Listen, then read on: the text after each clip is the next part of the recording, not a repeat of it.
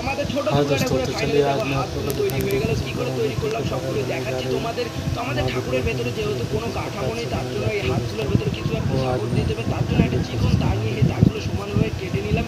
তো কাটার পরে এগুলোই হবে ঠাকুরের হাতের कितनी সাপোর্ট। मेहनत के তো द्वारा হাতগুলো देखिए माँ তৈরি दुर्गा করার की জন্য मूर्ति দেখো बनाई है। এখানে মাটি নেওয়ার परे ভালোভাবে একটা যেরকম ये আঙুল তৈরি হয় कलाकार ঠিক की कलाकारी সেরকমভাবেই देखिए একটা दोस्तों, হাত তৈরি হবে, কারণ আমাদের ঠাকুরটা খুবই ছোট। তার জন্য একটা बहुत ही আঙুলের मेहनत মতো से করে একটা ছোট ছোট করে হাত তৈরি করা হচ্ছে। দেখো माता হাতগুলো दुर्गा की এরকমভাবে मूर्ति হবে। बनाई আর है देखिए 10টা তৈরি दोस्तों। করতে হবে। দেখো এখানে তৈরি করছে বাবা, আর আমি ভিডিও বানাচ্ছি। এখানে তৈরি হয়ে গেল কতগুলো দেখো।